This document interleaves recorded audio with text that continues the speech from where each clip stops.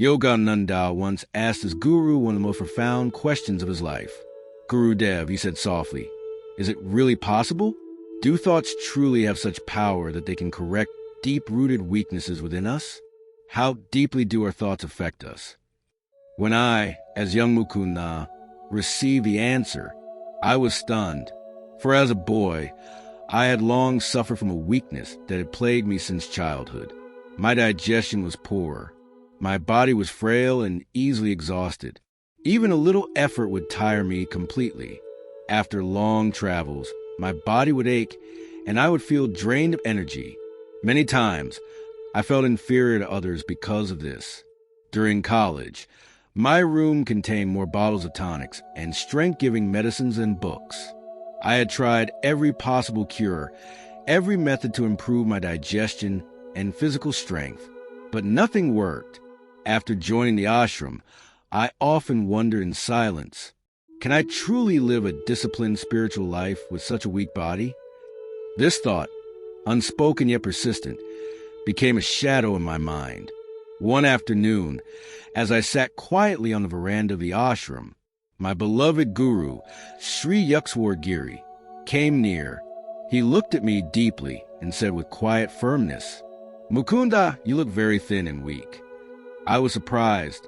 He had read the hidden thought within me, the feeling of inferiority that I never dared to speak aloud. I replied gently, "Gurudev, I too do not like this frail body. I have had weak digestion since childhood, and no medicine has ever helped me." Sri Yukswar smiled with compassion and said, "Mukunda, medicines have their limits. The real cause of your weakness is not in your stomach, but in your mind. You have limited the use of your inner power. You have seen yourself as weak. You have believed in weakness, and your thoughts have accepted that belief so completely that your very cells have begun to obey it." He paused and then spoke the words that would change my understanding forever. "If you believe that you are strong and healthy, and hold that thought in your mind with complete conviction, you will soon become healthy and strong." I looked at him with childlike wonder and asked, "Gurudev, is that truly possible? Can mere thinking have such power? Can my thoughts truly heal a disease that has been with me since childhood?" Sri Yukswar smiled again. "It is not mere thinking, Mukunda," he said. "Let me tell you something that happened in my own life." He sat quietly for a moment, as if reliving an old memory, then began to speak slowly and clearly. "Once," he said, "I suffered from typhoid for nearly 2 months. When the fever left, I was left extremely weak. I had lost much weight and could barely sit to meditate. When I recovered enough to travel, I went to visit my guru, Lahiri Mahasaya. When I bowed before him, I said, 'Gurudev, I have been very ill. I have lost so much weight. I no longer have the strength to meditate properly.' Lahiri Mahasaya looked at me with a calm smile and said, 'Yukswar, first you made yourself ill, and now you tell me that you are weak. Do not worry. I am confident that by tomorrow you will feel much better.' I completely trusted his words. That night, I went to sleep with faith in his divine power. When I awoke the next morning, I felt a surge of energy coursing through my body. It was as if the very cells of my being had awakened. I felt light, strong, and full of life. Overjoyed, I went to see my guru and said, 'Gurudev, for the first time in weeks, I feel vitality and strength. You have healed me.' But Lahiri Mahasaya chuckled softly and said, 'That is good. But who knows how your body will be tomorrow? Maybe it will become weak again.' At that very moment, a strange fear gripped my mind. What if my body becomes weak again? That single thought kept circling my mind like a shadow. And indeed, the next morning, I awoke feeling sick once more. My body felt heavy, my strength vanished, and I could hardly walk. With great effort, I went back to my guru and said, 'Gurudev, I am sick again.' He looked at me and said with calm certainty, 'So, you made yourself sick again?' I was shocked. 'But Gurudev,' I asked, 'how can I make myself sick?' He smiled and said, Yuck swore, "You are making the same mistake again. Your thoughts made you healthy, and your fears made you weak. The power of your mind created both your wellness and your illness." He looked at me deeply and said, "Understand this well. The body is created and sustained by the mind. The mind is the creator, and the body is its extension. Your present thoughts shape not only your body, but your strength, your intellect, and even your destiny. The human mind is a spark of the almighty consciousness of God. If you hold powerful thoughts and believe in them completely, your life force, your willpower, and your health will all be magnified." Then Lahiri Masaya said something that will remain in my heart forever. "Let me show you right now how whatever you truly believe with full intensity comes to life before you." As soon as he said this, Yuck swore felt mysterious lightness within. Though he was weak, a wave of power flowed through his body. He could feel energy pulsing through his veins, as if divine electricity had awakened within him. That evening he went home, feeling peaceful and alive. For the first time in weeks, he fell into deep, restful sleep.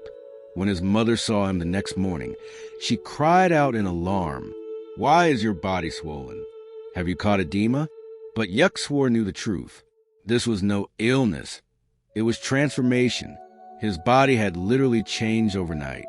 In just a few days, he gained 22 kilograms, and everyone who saw him was astonished. When he finished the story, I, young Mukunda, sat in silent awe. All my doubts vanished. I looked at my guru and said softly, "Guru Dev, now I understand."